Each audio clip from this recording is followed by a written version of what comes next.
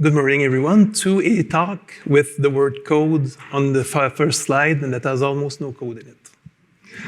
I'm glad you're there. My wife, when she reviewed the slides yesterday, because sometimes, when you look at things for a long while, you don't see the mistakes anymore. And I said, could you just take a look? She said, why do you have two little slides? Well, the first one doesn't have my email address.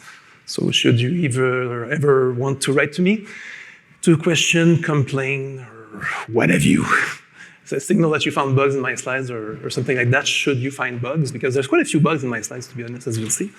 Well, just feel free to do so. So my name is Patrice Roy. So you can guess from the accent that I'm French. And I'm also, this is going to be interesting. Are we okay? Cool. And I teach full-time in 2 different graduate schools. So that's what you can see on the slide there. What do I look like? Well, I'm 50 now. I'm 50. I have 5 kids, aged from 27 to 9. So one's getting married soon. It's pretty cool. I have a lot of animals, Those who were here earlier, you could see a big cat at the bottom of my screen. It's one of the many cats that we have. But the main thing about me, technically speaking, is that I do low-level stuff most of the time, and I work with game programmers quite a bit. On the other hand, that's not why I'm here today. I'm here because I'm someone who teaches and reads code quite a bit. So this will be probably my least technical talk ever.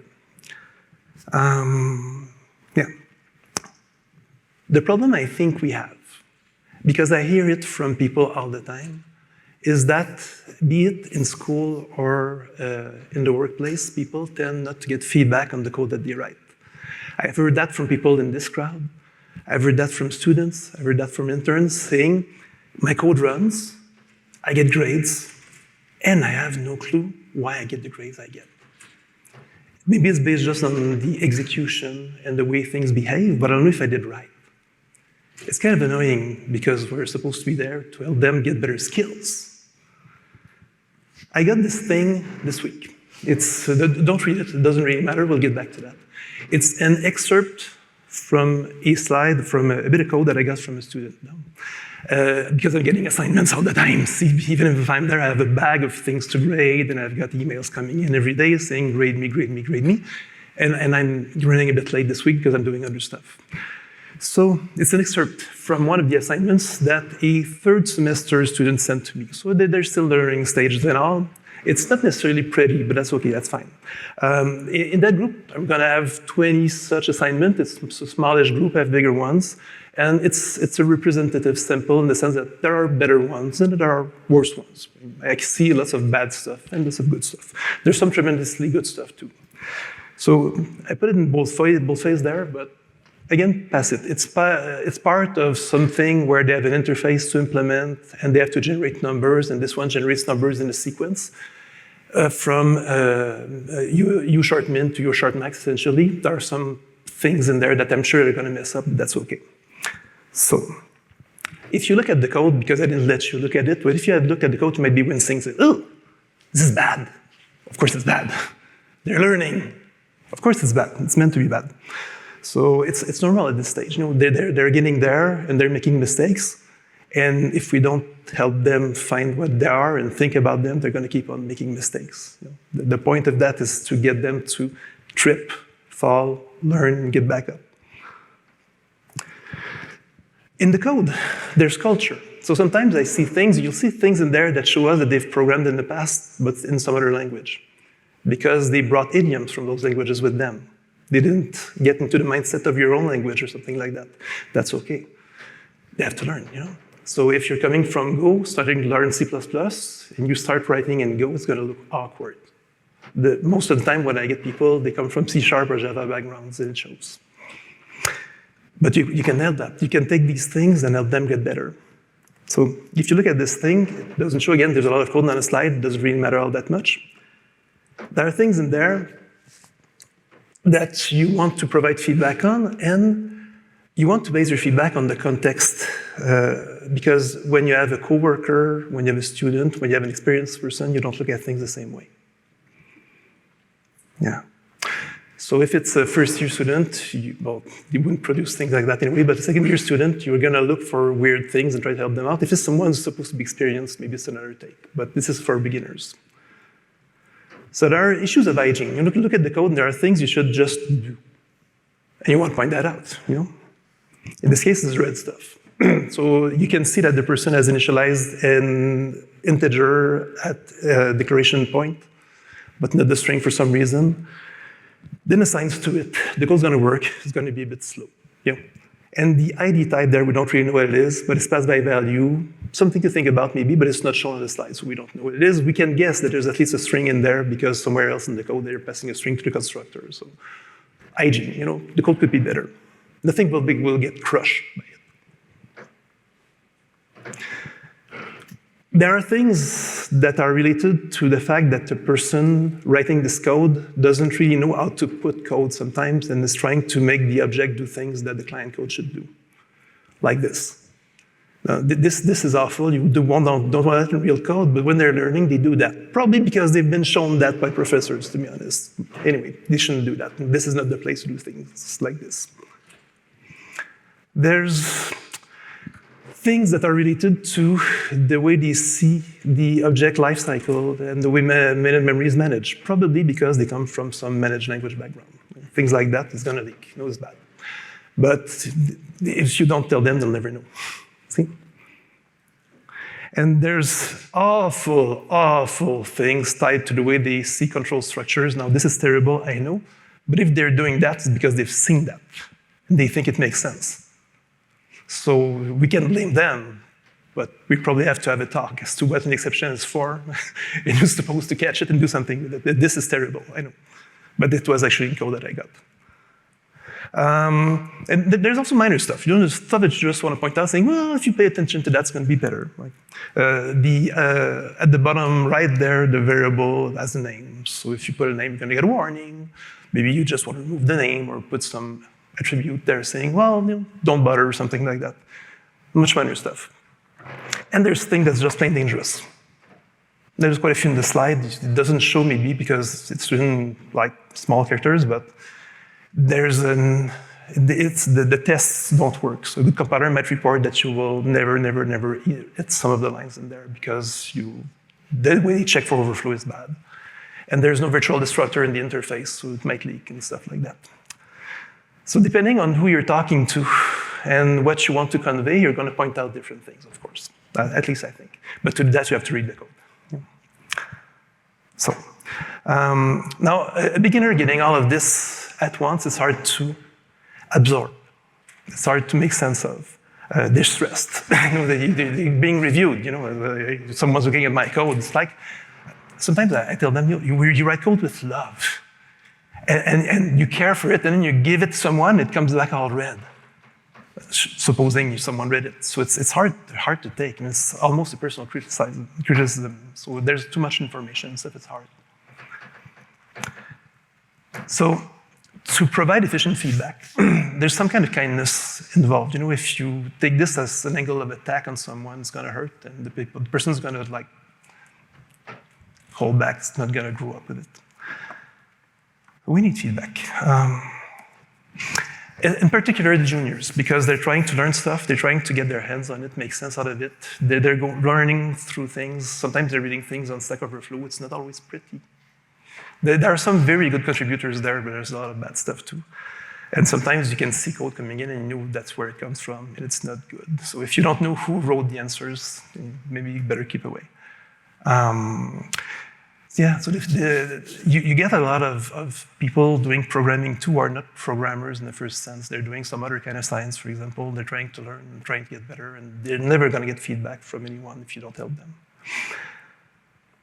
So, but it's tedious. You know, people not providing feedback, I know why. I mean, the professors who don't read the code for their students, I know it's because they think it takes too much time. Or they can be bothered sometimes, but anyway. It takes attention. It's difficult to do. But it's essential because you cannot grow without it. And receiving feedback is difficult too. You have to be open and you have to take it in and take it as something to grow with. But it's hard. We take it personally. Talking about personal stuff. Something cute happened to me last weekend. Because I was giving class here, lots of technical stuff. Some people who were with me are in the room today, I guess. And you know, when I give classes, we go low level and stuff. And we're playing with something that's quite low level there. There are mistakes in the code works, but it leaks and stuff. But don't worry, other slides fix the bugs. That's not the point. So if you look at this is the actual comment on the slide. It's saying we are going to be storing at most n instances of t in buff, but buff will be an array of cars. But we don't want to create a t instances right away. This is what the comment says. And if you look at the signature, the bug's already there if you look at it. So we pass a function pointer to something that takes a char star and an int and returns a bool. Yeah, anyway, it's some function f. It's called store then use. And if you look deeper, well, there's a properly aligned buffer with the proper size and stuff. But look at the if statement. It doesn't tell you how much you read. It just tells you if it worked or not. So this is a faulty interface. It's buggy. You know? And then you use the uppercase n below, which means that you're going to read, to presume that you read the n objects there, but the comment says you read at most n. So there's a specification bug there. It doesn't work. But it kind of works if you're lucky. So you look at this code, I see it, but it's an easy fix. You just change the interface a bit, and you return an int, and you look to see if you read the proper amount of things, and you just process the things you read. Now, I'm presenting this thing in front of a class, and the slide shows up, and I see it right away. I see the bug. So, oh, I'm going to fix it during lunch, but those students are very good, and participants in CppCon, they're very bright. So it was my fault. I mean, and I had read that slide. Earlier in the day, I had reread all of my slides, and it just escaped me because your face is in it. You don't see the damn bugs because you've seen them too. It's a class I've given in the past. Damn.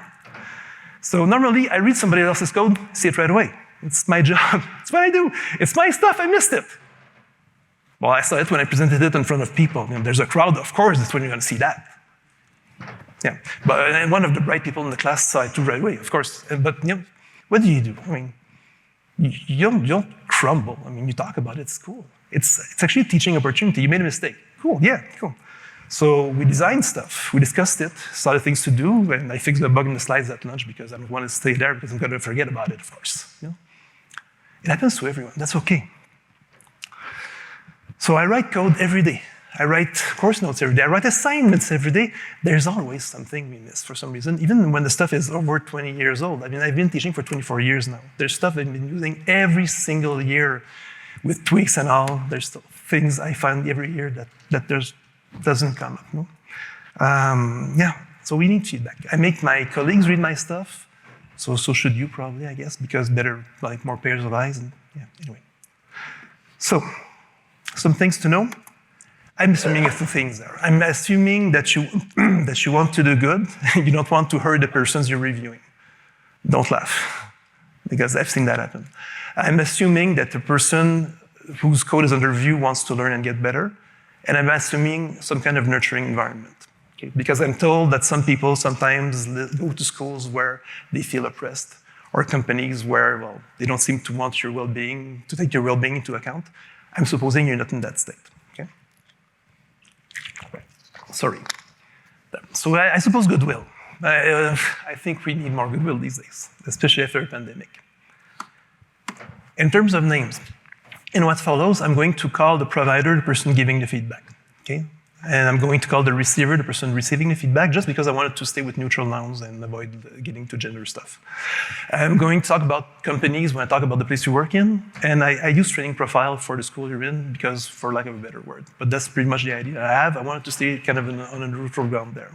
So there are things that touch everyone. There are things that are more student style, things that are more worker style. So I try to make things that cover both.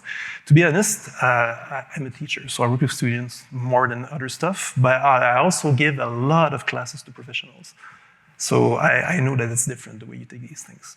So we're more buddies with professionals, maybe because there's less of an authority relationship. But you know, that's more a matter of style. Okay. So when you're reading someone's code, it's kind of a debugging experience if you think of it, because you're looking for bugs, you're looking for things that don't work, and you're hopefully looking for some things that work well too. So I guess the way I take this is you have to be prepared. So when I read someone's code, personally, I'm looking for something. I know when I'm giving a class, I know what I showed them. I know what they're supposed to know before they come in my class, and I try to check if they know it beforehand because we have something called the ghost professor. I don't know if you heard about that. There's a lot of professors who think that things should have been shown before students came into their class, but you look at the roads that they take, and it's unclear whether they saw that or not. So you're supposing they know, they don't. And then you go along as if nothing happens, and oh, it's their fault, it doesn't work. No, it's not their fault, it's yours. You're supposing things that you cannot prove that they know. So you at least have to give them a chance, you know? Of course, you can never be prepared for everything. You always get surprises, every damn time. But you know that you gave an assignment for some reason, say, or you gave a project to someone for some reason, your company needs something, you look for something. You look for some execution characteristics, you look for, maybe you have a style guide to respect, maybe you have some objectives to achieve for the next class after yours in the sequence to get people who are properly prepared. So you have a job to do. So you have some questions to ask yourself, like what's important to me? Am I providing feedback? There's a reason for that. They asked me to do that, or it's my job, or whatever. So there are things that I want to tell, or there are things I want to look for, maybe. And I'm also looking for ways to help the other person in front of me get better. If I don't do that, I'm not doing my job right. There's also things about the company or the school, as I said. The company needs stuff from the code. If you've been given a project, you have to deliver. So I need to look for at least the proper characteristics for that. Likewise for an assignment. If there's some things that have to be done, they have to be done.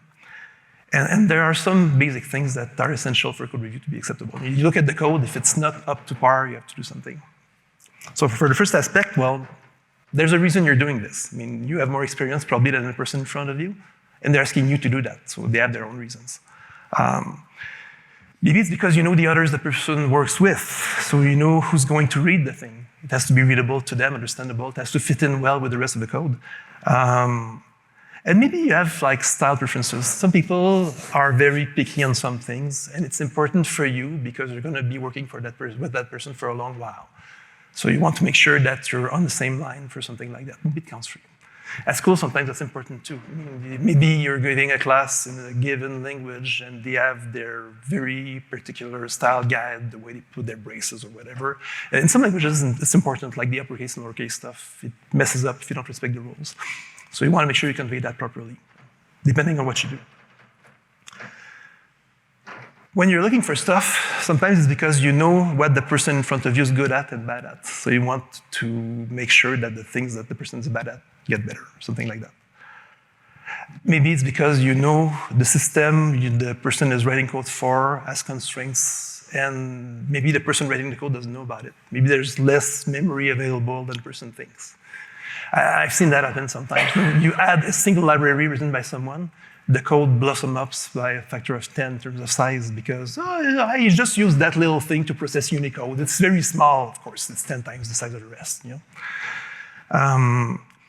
I spoke to someone in the room earlier this week, and he told me, well, when I'm giving a code review, I seek enlightenment.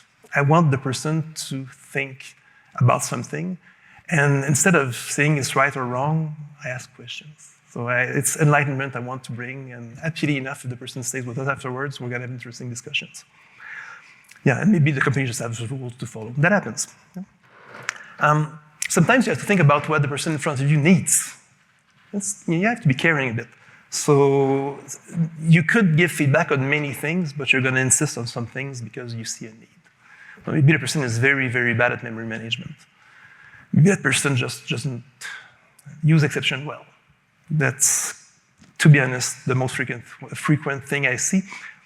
I give an exam. This is on the slides. I give an exam year after year to people who want to come to one of our graduate programs. They come from all around the world. They're very good. But the first question I ask, it's very simple. It's pick the language you want. Like there's these languages you can use. Here's this code.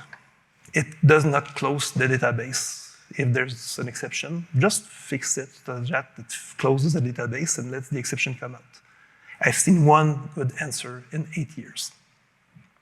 Nobody knows how to do that for some reason, coming out of school at least. So it's kind of creepy. And if you think the person in front of you should improve on some things, maybe their loops are suboptimal or something like that, you want to pay attention to that, of course. And of course, you have to think about your company or your school. I mean, what do we need? If we're doing low-level stuff, real-time stuff, well, maybe you want to look out in the code for the things that are non-deterministic in terms of speed, because you're just going to mess up after a while. People who come from school don't necessarily know that. Or people who've done web stuff in the past, maybe they're surprised by those constraints. Maybe you're exposing your API to someone outside the company, so you want to pay attention to security. So you have to have goals. If you don't have goals, you're just running blind. It's going to take you too much time, really. If you know what you're looking for, you're going to save time. And if you're in school, well, you're training beginners, you're looking for the small stuff, maybe. They're just learning how to do indentation properly is weird. Some beginners have a hard time, especially at the beginning, understanding that you're reading code from top to bottom, and you're not going around like this. It's surprising. It seems natural when you read code from top to bottom, but no, they skip stuff. I had an extraordinary moment last year with a bright student who has given me the wrong thing twice. Like I gave him an assignment, gave me something, it did something completely different, unrelated. So I gave it back and said, look, I'm going to give you a chance. You obviously missed something. Would you want to do it again? And he again gave me the wrong thing. So I sat down with him and said, tell me how you read this assignment. And I saw him read, and he skipped over whole paragraphs. I said, but you didn't read this? There's this big block of text with bold-faced characters. I never saw that. He read the document many times and never saw pieces of the assignment. It's just blind. But he's bright. I mean, he's a bright kid. So it's surprising sometimes what we get into. So if you're trading someone who's more intermediate, well, you're going to assume that the basic things are done. They would know how to write a loop, a function, something like that. So of course, if they write bad stuff, you're going to maybe be more, not aggressive, but tougher on that. But the new stuff that makes them think and reflect upon the way they do code, well, you might pay more attention to that. Maybe it'll be less tough on the grading part because they're learning, But you want to pay attention to, if you wrote that loop in that other way, it would be much better. Or if you stop creating objects all the time like this, I just created one in this case, it would pay off, things like that. Sometimes you just might want to insist on the idioms of your language. If you're writing C++ code, you're going to write code like C++. If you write Java code, you're going to get in trouble. Yeah. And sometimes there are just requirements. I mean, if the code delivered doesn't do what it's supposed to do and the system won't work, you have to do something about that, of course. So these are things you have no choice, you have to look out for. Yeah. Sometimes if you don't do the job, the class after you is not going to work. So you have to do something. You have to make choices, even not teach some stuff because some other stuff is important. It's just part of the game. So yeah, so you need to prioritize based on this. You have no choice. So you need to have a goal. You need to have objectives. Now the thing is, how do you do that? Because it's quite a lot of work. So there are aspects that touch you as a provider, presuming that's what you're doing. Like you want to be understood. That looks like a minor thing, but it's very important. If you're not understood, you're not getting anywhere. You're wasting your time. I'm wasting my time, to be honest. You want to provide feedback in somewhat of a constructive manner and be human, because if the other person hates you, it's not going to go well. That person's not going to get better, and you're wasting your time again. And there's an efficiency thing, because this can take a lot of time. Now, when I thought about this talk the first time, I was doing COVID grading. When I grade normally, I grade on paper. This guy's a dinosaur. Yeah, I am. That's perfect. I'm a good dinosaur. But grading on paper goes so much faster. Like grading with writing takes me at least 5 or 6 times the time it takes me to grade on paper, because instead of putting a round mark and a few letters on something saying, check this out, I write phrases. And since the person reading my text is far away from me, I don't know if that person is depressing.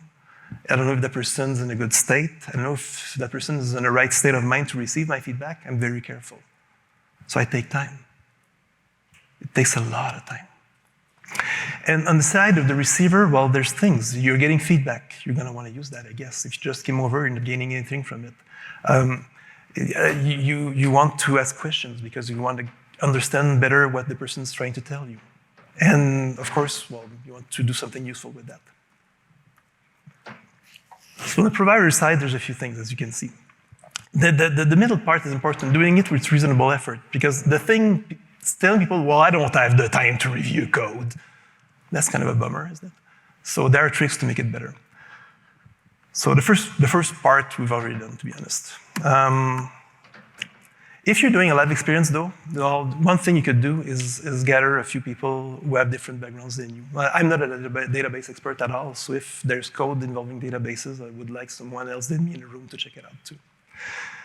There are things I'm good at, though. So when I review code and I have questions, my colleague, that's cool, well, they have the different skill set than me, and sometimes it's useful to just discuss things with them. Sometimes it's useful to have people who have seen the code, if you're in a company, before it was modified by the person to see if it's an upgrade or a downgrade. Because I don't know about you, but sometimes you inherit code, it looks bad to you, but there are reasons that you don't know about, and the person who wrote the code is on a trip somewhere. And in a month, that person might come back and tell you why the things were the way they were, and you might say, oh, damn, I just lost a month of work. So people who have context, it's already pretty good. If you want to get satisfying code, I think the first thing you should do is be clear as to what you expect, what you want from the person providing the code. Be clear on your assignments if you're a teacher, and be clear on the requirements of the task you have given to someone to make sure that at least you have something objective to measure against. Otherwise, you're wasting your time. Again, that's bad. If it's a written experience, as I said, it takes much more time, at least to me. I know that.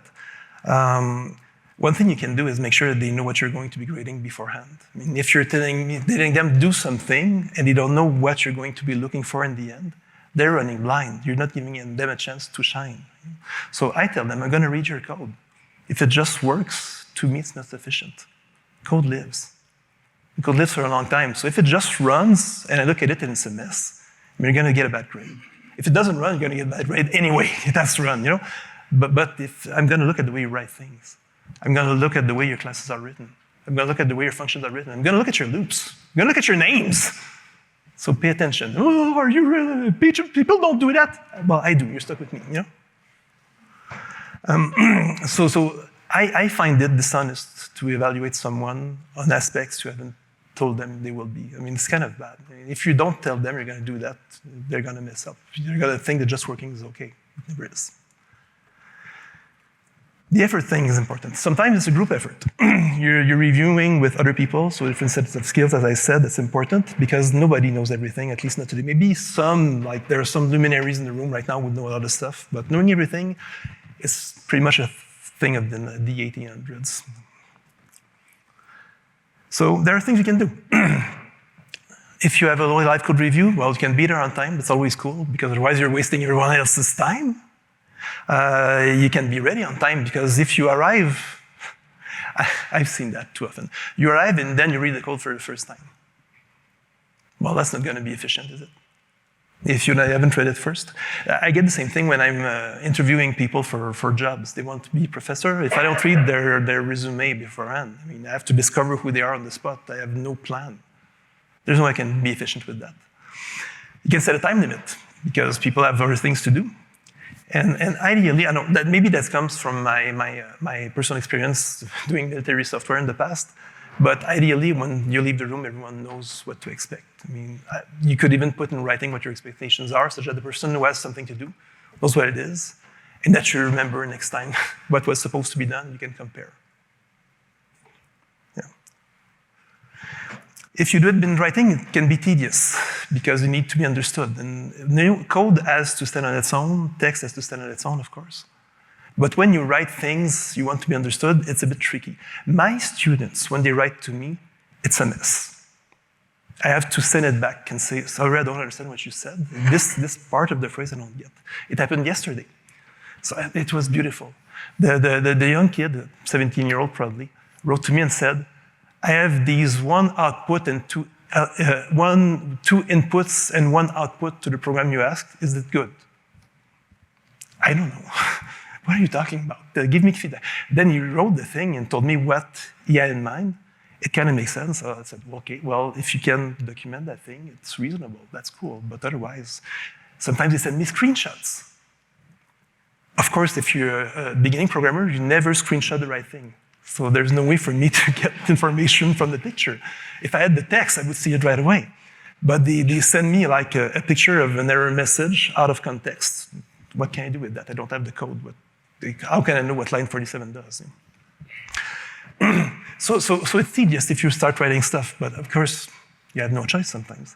And especially because the people who are going to be reading it are far away from you, well, you can end up writing long phrases and giving, I know I do that, I give examples. Like that loop, it's a mess. So let's try it. Let's refactor it gradually, but if I do that, it takes me like 15 minutes. But I have tons of students, like many dozens. It's delicate, as I said, because the person receiving it might be in a bad state. I had students during COVID whose parents were like doing laundry and stuff behind them as they were trying to follow classes. How can you learn that state? And when you write, it can seem dry. When you're in face-to-face with someone, you can bring empathy. I'm reviewing books these days quite a bit, and one of the person writing a book I'm reviewing is at CppCon, so we had a few chats. And I feel bad when I give written reviews because it's so flat. I mean, this doesn't work. When you see a person face-to-face, you can make jokes and laugh about it and encourage it. It works much better for me. So when I write feedback, it takes me forever, to be honest. But sometimes you have no choice, So one trick I have, though, and I don't know about you if you're grading stuff sometimes, but I have a set of short mnemonics. I got that from French teachers, because French teachers, when you're a French-speaking person like me, when they grade, it takes forever because they have many students and they don't give that many different classes. So the typical profile of French teachers is that they have 150 students writing dissertations a few times per semester. So you can imagine how much bad text they read. Okay?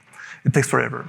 So when I started teaching, I started talking to them because they're the ones who get the most. I think we're second because I read the code and code can be very thick sometimes. So they have tricks. So the mnemonics I use myself, this is a subset, but these are the ones I see more often. So you see, they're all short. Doesn't matter what they are for you, but I'm going to tell you. But when I look at people's code, this is what I do. So I read and I look for some things that I expect from beginner's code. What do these things mean? You may have a different list from mine, of course. This is what I do. So that's not the thing to do, it's what I do. So these are for comments. So when I see a problem, comments that say the wrong thing, comments that repeat the code, or bits of code that would really benefit from a comment, I would write this. So CMT, do you know what it means? The first time they're surprised, but I have a web page that says this is what it means. This is an issue with constants, magic numbers and weird things like that. What are they doing? This can get really bad. The flip side of that is constant int zero equals 0. I love it. Sometimes it's called just dangerous. They might not see it, but I do. I mean, if you ship that, you're going to kill someone, don't. This is for French, but you translate that into something else. Sometimes I just can't read the prose that they wrote. Their phrases don't make sense. There's too many mistakes. We're supposed to grade prose where I work, and in comments they tend to mess up, but when it's too bad, I just mark that it's pretty bad because it's hard for me to understand their intent. Indentation, sometimes it's misleading. It's kind of weird to have bugs like this these days because the IDEs, they can format things for you, But they send code without reading it back, so it ends up being misleading and unreadable. These are interesting. That mod thing I use for most grown people mistakes, like things that are badly structured, that require thought a bit. So you don't see these much with beginners, but when they're intermediate level, these appear a bit more. Classes that do too much, functions that are wrong interfaces and things like that. Things to think about. I like these because to me these are growing opportunities. And NFP is ne fonctionne pas in French with things that just don't work. Sometimes they just didn't test the thing. Sometimes they think I won't read the code and I won't see that the function doesn't compile. So that happens. So that makes me very angry, to be honest, because they're like wasting my time. This I see a lot with beginners. NRC means non-respect des consignes. They wrote something that doesn't do what has been asked. So they don't respect the assignment, or they don't do the things that the project has asked them to do, or something like that. I have things for names that are badly chosen. Now that's hard, as you know. Most of us still have issues with naming stuff, but they have to learn, so we have to point out sometimes that the names they picked are bad. And sometimes they just have the wrong types, I had one in my slides earlier. I returned a bool where an int would have been a better thing. When you see that, you just point it out. And I also add sometimes like smileys and stuff like that, and question marks when I just don't get what they're doing. It's very strange. Sometimes they leave jokes in the code because they want to see if I'm going to read them. So I react. I draw some things. That's cool. I draw some fishes. Yeah. So with these, I cover essentially like 95% of what I get, because most of the bugs from beginner's code, in the situations where I am, this is what they amount to. Okay? Or they can be put in those little boxes. I can still give explanations. So I take a red pen, I do the papers, I draw circles. Yeah. So the way I do things is, I suppose they're perfect. I get a piece of code, it's perfect. Hey. Then I read it, and I realize how wrong I've been. And that's what I do.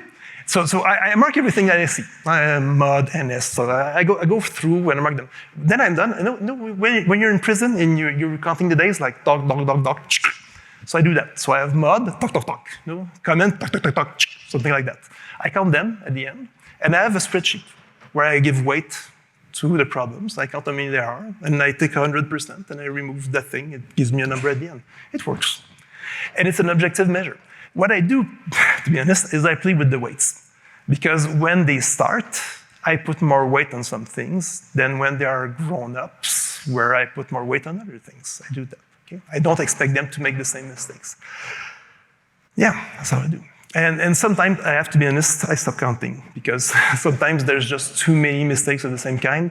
There's just no point like putting someone in the negatives, and you just stop at some point. Like if I see 8 mistakes of the same kind, the same 20-page assignment, at some point I just stop and say, okay, that's enough. The message is there, the person will understand. So I still mark them, but I just don't count them anymore because there's no point. So these are the ones that I see mostly with the beginners. Comments, constants, code that's indented wrongly and makes no sense because they have so much trouble understanding those things for some reason. Things that just don't work because they never tested the thing. And I see these.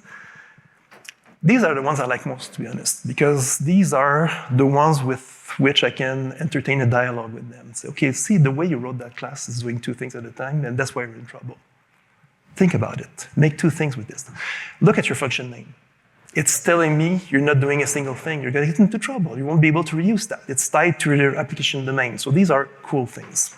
And that's why I try to get these reports as non-punitive stuff. You want them to grow, so you want them to take these as ways to get better. So I'm trying to convey it this way.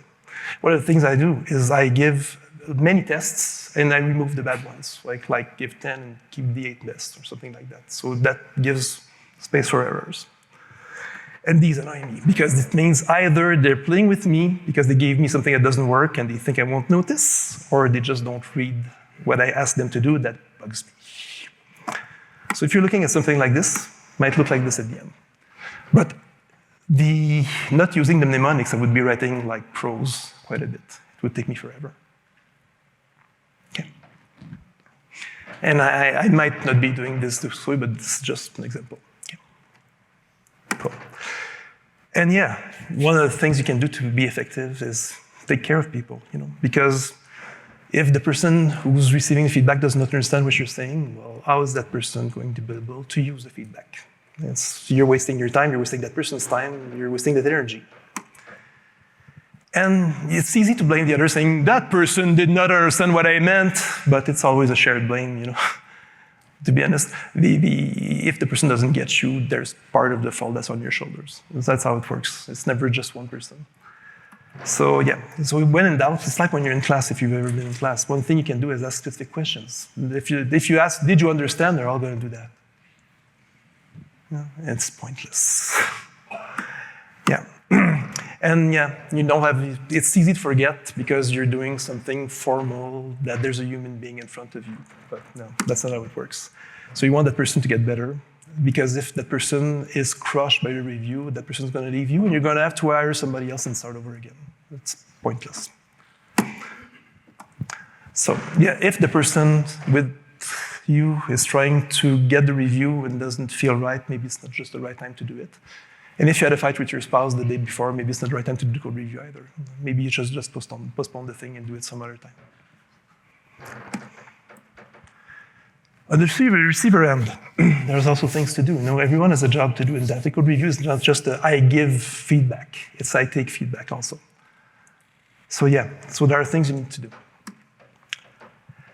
You don't expect the person in front of you that you're reviewing code for to be an expert. If that person was an expert, you would not be in the same roles. But you can expect some things. You can expect the person, I expect that from students, and I tell them to reread their code before they send it to me. That's kind of a minor thing, you'd say, but I reread my slides this morning. I was looking for bugs. Maybe there's still some, and I don't know, but I did my best. And if they do that, you're gonna have less bad stuff to review. It's gonna help everyone. You're gonna waste less time. Yeah. You can also ask a friend to read it. And if it's students or if it's a colleague, and could you just take a look at this? Because I'm gonna send that thing and commit it just to see if I missed something. Sometimes it's cool.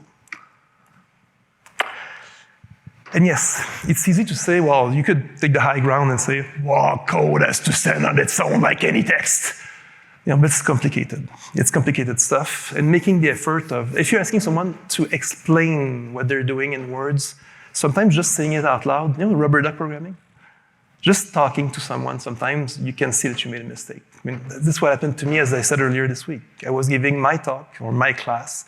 There was a fault on the slide, and it's by explaining the code, I said, oh, damn. You idiot. Talking about me, of course. And there are things you can do to simplify the process. You can just respect the rules. If your company has rules, like if that is style guide, if you diverge from the style guide, it's going to be reported in the code review. You're going to waste time. You know that. Don't do that.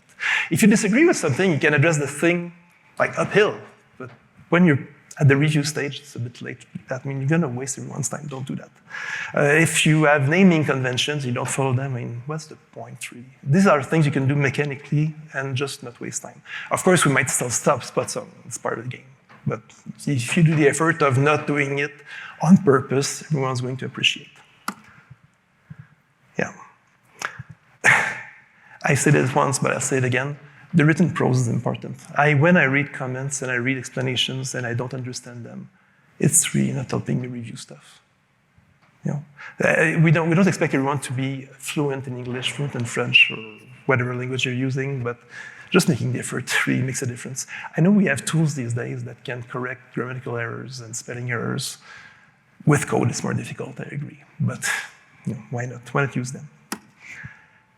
And yeah, to be effective, well, you need to be able to take it. It's intimidating, as I said, to receive feedback because it's so personal. I put love in my code. I have a story for you. When I was doing the military flight simulator code that I was doing before being a professor, we were working in C and Fortran. So I wrote a lot of C89 and Fortran 77 code in my life. And back then, because I was a C++ buff, I was trying to make my code C++-like. You shouldn't do that. It's C, you write C, When I got Fortran code, I rewrote it in C, didn't tell anyone, committed it, and waited until someone complained. Nobody ever complained for that for some reason. But sometimes I put layers and layers and layers of macro code on my C code to make it look the way I wanted it to look. And people liked it in terms of looks sometimes, but it did give a lot of macros. Because the people where I worked were scared, hard real-time stuff, that writing functions would cost too much. Just like my boss was scared that local variables would cost too much because of moving the stack pointer around. Don't ask. A student of mine, like 8-10 years after I left, was asked to maintain my code. He actually got that job.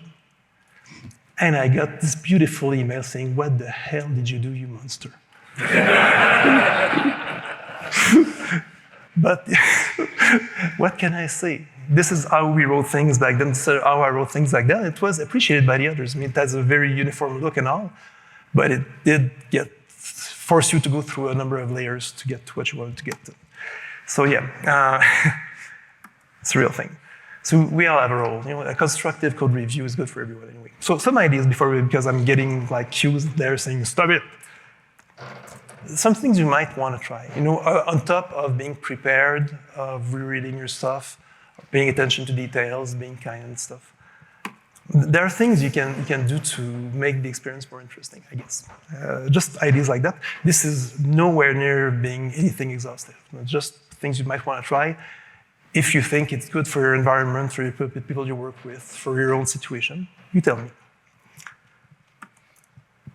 One thing you can do, this looks kind of weird, but you can expose people to good code. No, I have on my site a museum of horrors where I put bad things that I get. I anonymize it.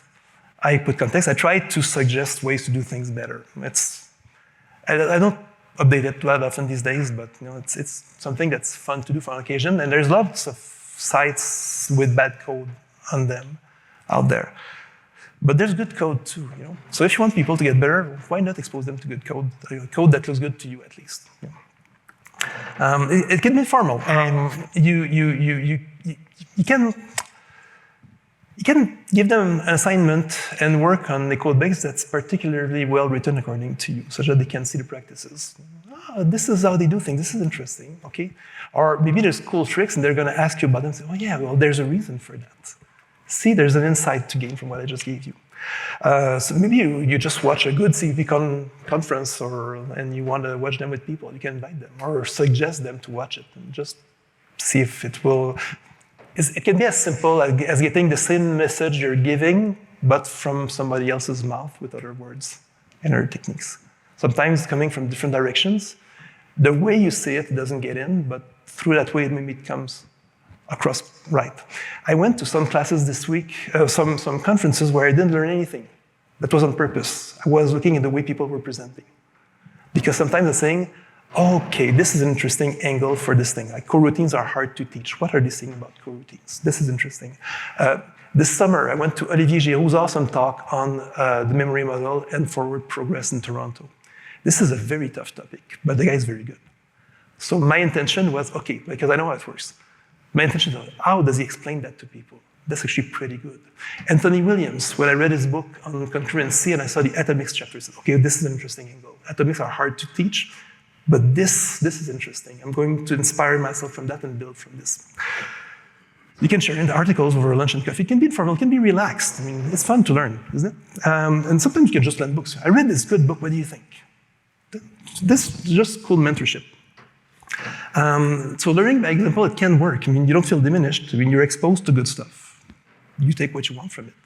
And if you never take it, well, it's on you. But still, and it creates a form of empowerment. I mean, we are confident that you can do something useful with this. So why not? You can change roles. Yeah. You can ask the people you're normally reviewing for their opinion on code that you're looking at. I mean, what do you think about this? It makes people think. Socratic. My friend Billy was telling me about this week. So I ask them questions. I don't give answers, I ask questions. This is better. So tell me what you think about that. Oh, interesting. Maybe you should, the way you're telling me this, maybe you'd like to read this thing. You're going to find that interesting. It's in tune with what you're saying or something like that. So listening to people, you learn how they think too. It's like reading code. When you're reading code, you're going through thought processes.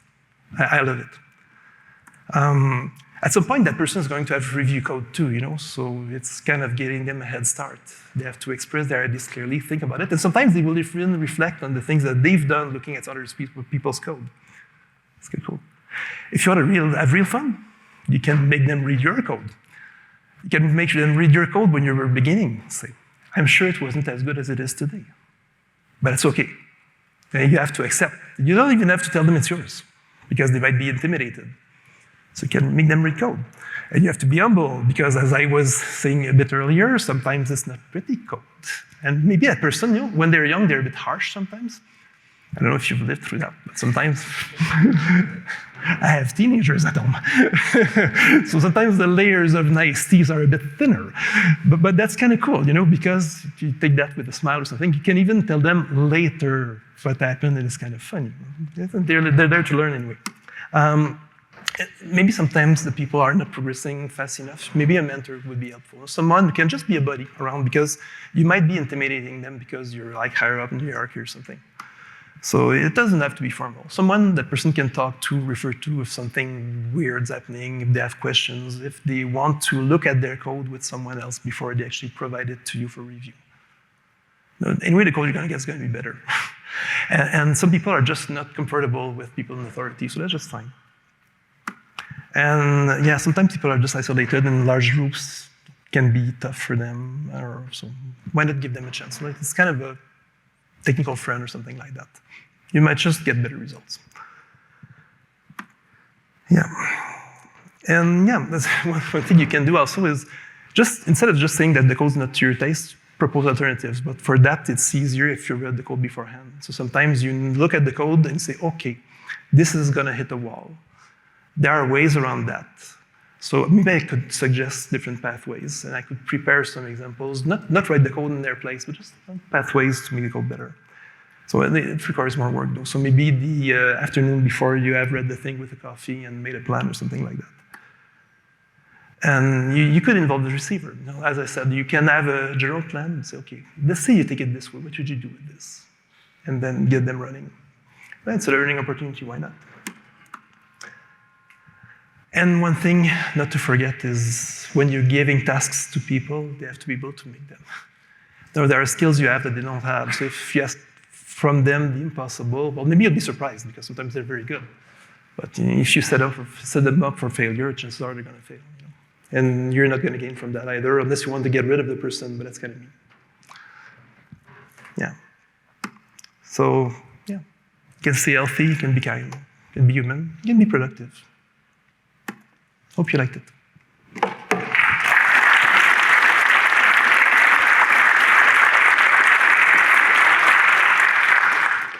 My friend, did I say something wrong? Not that I'm going to say. No, thank you very much. I don't deal with people as junior as students, but we do have a wide array of C++ experience, and so we end up doing this. And so I really appreciate this. It's given me a lot to think about. Oh, thank you. I have a couple of questions for you in your class. Do you give reviews and feedback without a grade, like beforehand, like as an incremental process? Oh, yeah, that's interesting. Okay, a class is a living thing. Okay, so when I give an assignment, typically they have a few weeks before they give it back. I have always one running or so. So this week I cannot give good feedback because I'm not there. So I try to give them time in class to work on it, and I have some class where I show stuff. I try to mix them so that they're always coming into class. Because otherwise, if you just give them work to do, they're going to do it at home, they won't come. So they do come, we teach, and when I walk around, I try to see what's missing and what's posing problems, and sometimes I just make jokes. Have you thought about like changing the way you spell this thing or something like that? But when I do get the assignments, at that point, well, I have to sit down and read the stuff. So there's a part that's incremental where I work with them, and then at some point I have to get it and look at it, and it's kind of a honesty thing. You know, if I grade people gradually, well, those who submit things earlier are going to get better grades in the end, so it's unfair to the others. And so the second one is, do you teach your students how to do code reviews by maybe giving them code and having them review it themselves and submit it to you so that they can learn how to review their code better, or maybe even just distributing anonymized turned in examples to everybody and have them review it? And do you find that teaching someone how to review code makes them a better programmer, or do you do that in your class? I've tried that. I have actually tried that, and it's harder than I thought. There are many reasons for that. One of them is that someone who's not able to read code properly yet has trouble giving proper feedback. So the good ones do it well, and the bad ones don't learn much from it. Not bad people, but those who are not ready yet. The other thing I noticed is that in some cultures, because I see people from many countries, it's hurtful to do that. They don't want the others to look at their code. They think the only person allowed to do that is the professor or something, so it hurts their feelings. So it's harder to put in place than I thought. Actually, giving them all their code to work on, it's easier in a company because we don't have many code bases in school, to be honest. We don't have enough old code to give them. So it's harder than I thought. I think it's something worthwhile to try, but I haven't found a good way to make it work yet, even though I've tried a few times. Thank you. My friend. Thanks for the talk. This was excellent. And thank you. Something that I don't think is covered enough. I noticed there wasn't a when section. No, cool. But one of the challenges that we've faced at my company is that people who send code for review think that it is finished. And so getting feedback and requests to make changes gets rebuffed too often. Do you have any thoughts on that? Yeah, it's interesting because it came to me this week.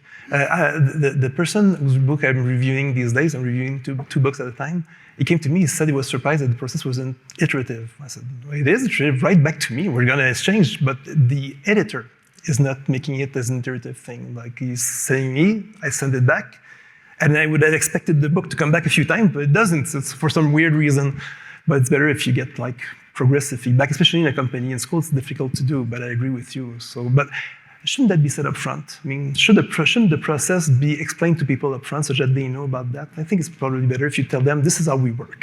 So you're gonna get feedback once, and you're gonna give a second or third feedback afterwards, maybe not 10 or something like that, but yeah. So you see it primarily as cultural, though you did have the call out that, setting expectations is important.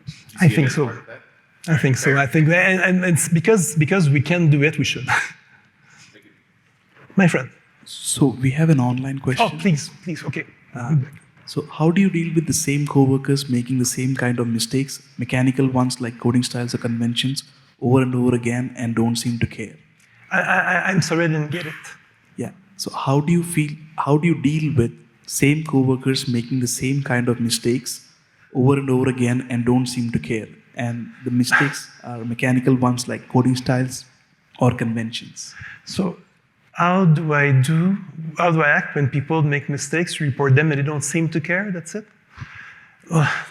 See, I had this slide early on saying, I'm assuming that people want to get better, and I'm assuming you want to take care of them.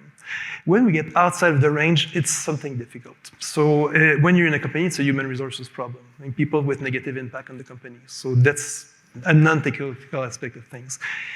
It's something you can work on. At some point, there are other things you have to do with people, make mistakes, don't do the job, and refuse to up their skills. It's a human resources issue.